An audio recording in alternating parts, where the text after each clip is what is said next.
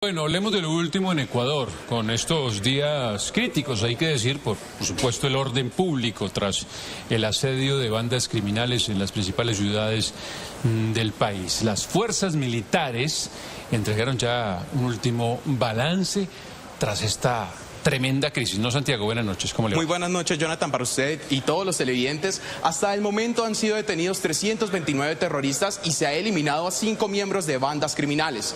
Además, se incautaron 61 armas de fuego, 418 municiones y 21 explosivos. En las últimas horas, la policía destruyó la guarida del grupo terrorista Tiguerones, el grupo criminal detrás del asalto al canal público TC Televisión.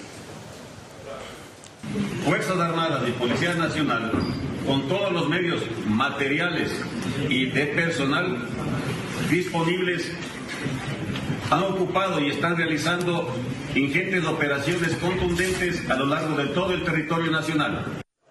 Pero hagamos un recuento de cómo llegó este vecino país a esta crisis. En el siguiente informe les contamos. Ecuador vive una guerra en las principales ciudades del país.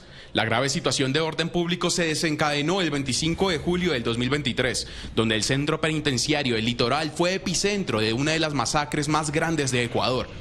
31 muertos entre guardias y prisioneros fue el resultado de este hecho. El ataque fue un detonante en las protestas de los grupos criminales que dejaban ver su desacuerdo ante las políticas de cárceles que regían en ese momento.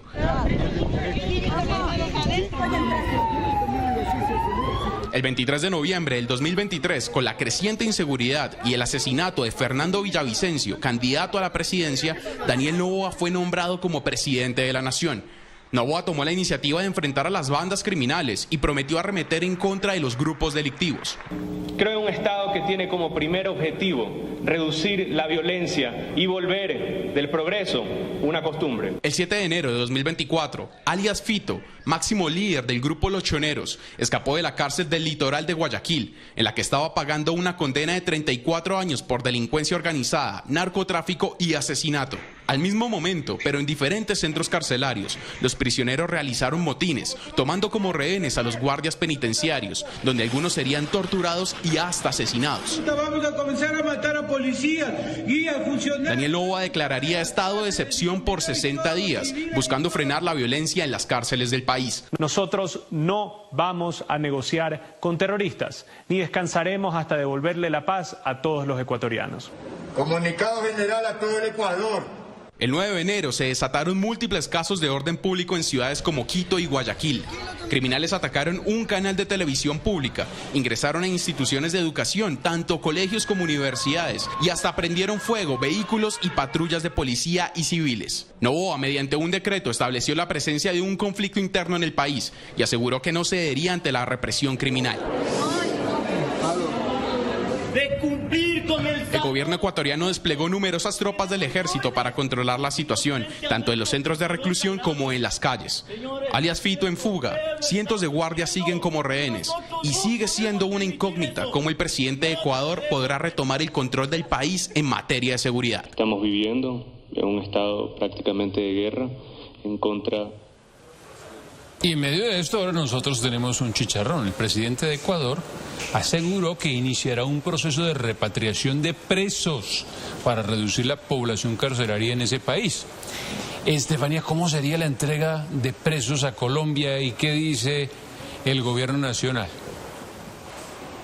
El presidente de Ecuador aseguró que los entregaría en la frontera con Colombia, mientras que el ministro de Justicia, Néstor Osuna, aseguraría que si llegan a Colombia y no tienen ningún tipo de deuda con la justicia, quedarían en libertad.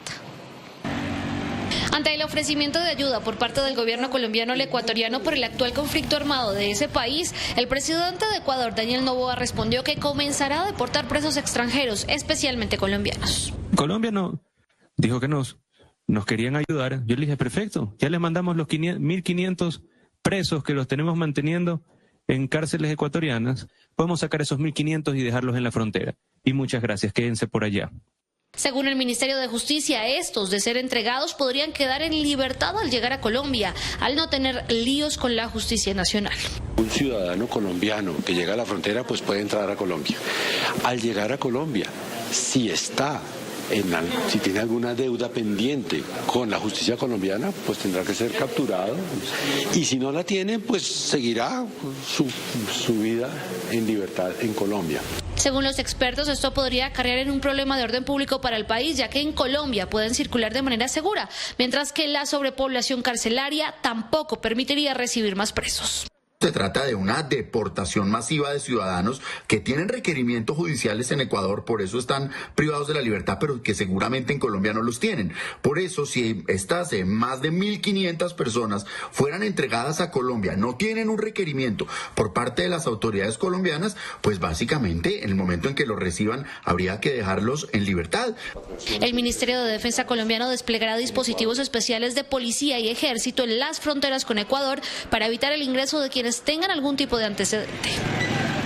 Bueno, y frente a esa decisión, el IMPEC ya anunció un plan, ¿no? Un plan de contingencia. Paula, ¿de qué se trata?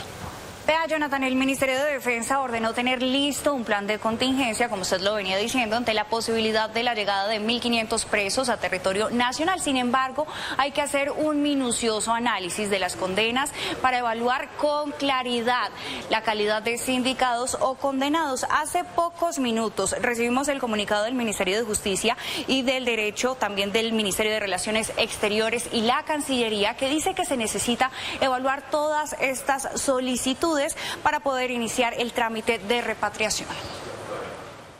Hay unos protocolos ya establecidos para la recepción o para la repatriación de los ciudadanos colombianos de otras cárceles. Estamos revisando todas las posibilidades, las contingencias en caso que se llegara a dar esa posibilidad. Pero hablamos de 1.500 personas que están privadas de libertad, que deben cumplir unos requisitos, los cuales son estar condenado y llevar el 50% de la pena ya cumplida. Entonces, por ahora no tenemos información oportuna o detallada frente a qué tipo de condición o situación jurídica tienen esas personas privadas de libertad. Suscríbase a nuestro canal de YouTube, active la campana y no se pierda las últimas noticias. Somos Canal City TV.